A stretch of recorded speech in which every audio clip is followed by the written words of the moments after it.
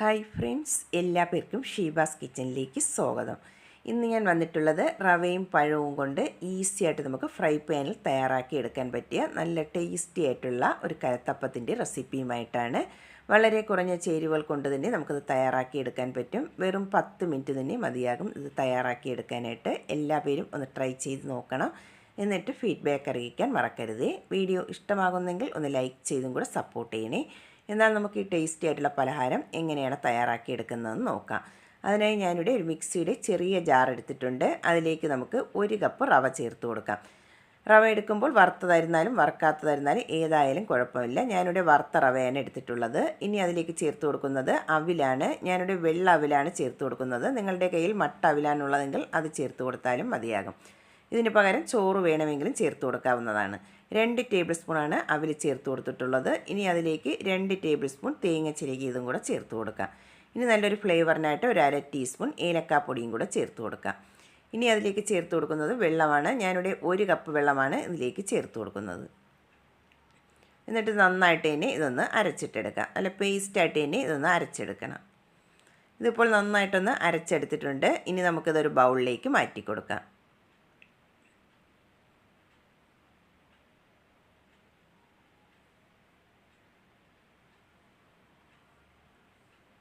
ഇതിപ്പോൾ ബൗളിലേക്ക് മാറ്റിയെടുത്തിട്ടുണ്ട്. നല്ല തിക്കായിട്ടാണ് ബാറ്റർ ഇപ്പോൾ ഇരിക്കുന്നത്. ഇനി നമുക്ക് മിക്സിയുടെ ജാറിലേക്ക് ഒരു 1/4 കപ്പ് വെള്ളവും കൂടെ ഒഴിച്ചിട്ട് അതും കൂടെ അതിലേക്ക് ഒഴിച്ചു കൊടുക്കാം.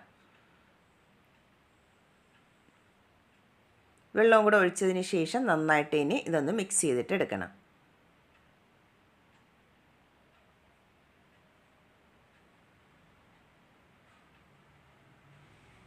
ഇതിപ്പോൾ നന്നായിട്ട് തന്നെ ഒന്ന് മിക്സ് ചെയ്തെടുത്തിട്ടുണ്ട്. ബാറ്റർ ഇപ്പോൾ ഈ കൺസിസ്റ്റൻസിയിലാണ് ഇരിക്കുന്നത്. ഇനി നമുക്കത് മാറ്റി വെച്ചതിന് ശേഷം ഇതിലേക്കുള്ള ശർക്കരപ്പാനി റെഡിയാക്കി എടുക്കണം. അതിനായി ഒരു പാത്രം സ്റ്റൗവിലേക്ക് വെച്ചതിന് ശേഷം അതിലേക്ക് നമുക്ക് 1 കപ്പ് ശർക്കര ചേർത്ത് കൊടുക്കാം. ഞാനിവിടെ പൊടിച്ച ശർക്കരയാണ് എടുത്തിട്ടുള്ളത്. 1 കപ്പാണ്. 250 ml കപ്പിലാണ് 1 കപ്പ് എടുത്തിട്ടുള്ളത്. ഇനി അതിലേക്ക് 1/2 കപ്പ് വെള്ളവും കൂടെ ഒഴിച്ചതിന് ശേഷം ശർക്കര നന്നായിട്ട് തന്നെ ഒന്ന് മെൽറ്റ് ചെയ്തിട്ട് എടുക്കണം. ഒരു നൂൽപ്പാകമൊന്നും ആകണ്ട, നന്നായിട്ട് ഇനി തിളച്ച് ഒന്ന് മെൽറ്റായി കിട്ടിയാൽ മതിയാകും. ഇതിപ്പോൾ ശർക്കര നന്നായിട്ട് ഇനി തിളച്ച് മെൽറ്റായി വന്നിട്ടുണ്ട്. ഞാനിവിടെ കല്ലില്ലാത്ത ശർക്കര ആയതുകൊണ്ട് അരിച്ചെടുക്കുന്നില്ല. കല്ലുള്ളതാണെങ്കിൽ അരിച്ചിട്ട് വേണം എടുക്കാനായിട്ട്. ഇനി നമുക്ക് ഈ ശർക്കരപ്പാനി ചൂടോടുകൂടി തന്നെ നമുക്ക് നേരത്തെ റെഡിയാക്കി വെച്ചിട്ടുള്ള ബാറ്ററിലേക്ക് ഒഴിച്ചു കൊടുക്കാം. ശർക്കരപ്പാനി ഒഴിച്ച ഉടനെ തന്നെ നന്നായിട്ട് ഇതൊന്ന് മിക്സ് ചെയ്തിട്ട് എടുക്കണം. ഒട്ടും കട്ടകളില്ലാതെ നന്നായിട്ട് ഇനി ഇതൊന്ന് മിക്സ് ചെയ്തിട്ട് എടുക്കാം.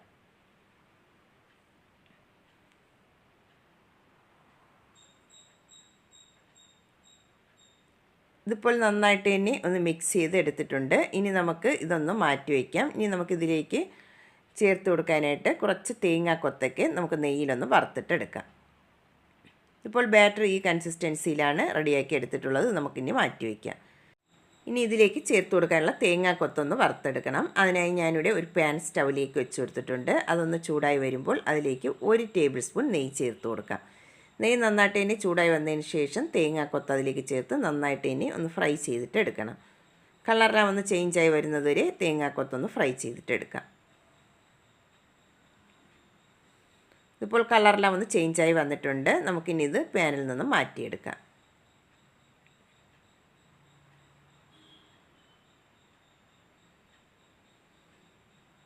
ഇതിവിടെ റെഡിയാക്കി എടുത്തിട്ടുണ്ട്. നമുക്കിനി അതേ നെയ്യിലേക്ക് തന്നെ ഒരു വലിയ നേന്ത്രപ്പഴം ചെറുതായിട്ട് ഇതുപോലെ ഒന്ന് കട്ട് ചെയ്തെടുത്തിട്ടുണ്ട്. അത് ചേർത്ത് ഒന്ന് വഴറ്റിയെടുക്കാം. ഒരുപാട് ഇട്ടങ്ങ് ഉടച്ചെടുക്കണ്ട, ജസ്റ്റ് അതിൻ്റെ കളറെല്ലാം ഒന്ന് ചേഞ്ചായി വന്നാൽ മതിയാകും. അതുവരെ നന്നായിട്ട് ഇതുപോലെ ഒന്ന് വഴറ്റിയെടുക്കാം. പഴത്തിൻ്റെ കളറെല്ലാം ഒന്ന് ചേഞ്ചായി വന്നിട്ടുണ്ട്. ഇത്രയും മതിയാകും. ഇനി നമുക്ക് ഇത് പാനിൽ നിന്ന് മാറ്റിയെടുക്കാം. ഞാൻ കുറച്ച് മാത്രമേ അതിൽ നിന്ന് മാറ്റിയെടുക്കുന്നുള്ളൂ. ഗാർണിഷിങ്ങിനായിട്ട് ബാക്കി ആ പാനിൽ തന്നെ വെച്ചിരിക്കുന്നുണ്ട്. ഈ പാനിൽ തന്നെയാണ് പലഹാരം തയ്യാറാക്കി എടുക്കുന്നത്. അതുകൊണ്ട് കുറച്ച് അതിലേക്ക് വെച്ചിട്ടുണ്ട്. കുറച്ച് ഞാനിവിടെ മാറ്റിയെടുത്തിട്ടുണ്ട്. ഇനി നമുക്ക് ഈ പാനിലേക്ക് നേരത്തെ റെഡിയാക്കി വെച്ചിട്ടുള്ള ബാറ്റർ ഇതിലേക്ക് ഒഴിച്ചു കൊടുക്കണം.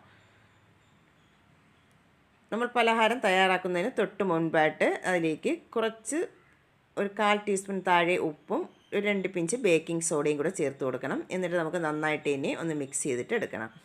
ആ ബാറ്ററിൻ്റെ എല്ലാ ഭാഗത്തും നന്നായിട്ട് ഇനി ആ ബേക്കിംഗ് സോഡയും ഉപ്പൊക്കെ ആകത്തക്ക രീതിയിൽ നന്നായിട്ട് ഇതൊന്ന് മിക്സ് ചെയ്തിട്ട് എടുക്കാം. ഇതിപ്പോൾ നന്നായിട്ട് ഇനി മിക്സ് ചെയ്തെടുത്തിട്ടുണ്ട്. ഈ കൺസിസ്റ്റൻസിയിൽ വേണം ബാറ്റർ തയ്യാറാക്കി എടുക്കാനായിട്ട്. ഇനി നമുക്ക് പലഹാരം റെഡിയാക്കിയെടുക്കാം. നമുക്കിനി ആ പാനിലേക്ക് ഈ ബാറ്റർ ഒഴിച്ചു കൊടുക്കാം. ഫുള്ളായിട്ടും ഞാനിവിടെ ഒഴിച്ചു കൊടുക്കുന്നുണ്ട്.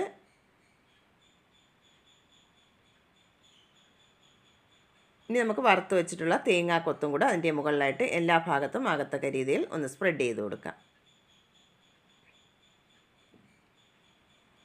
ഇനി ഫ്രൈ ചെയ്ത് വെച്ചിട്ടുള്ള പഴവും കൂടെ അതിൻ്റെ മുകളിലായിട്ട് ഇട്ട് കൊടുക്കാം.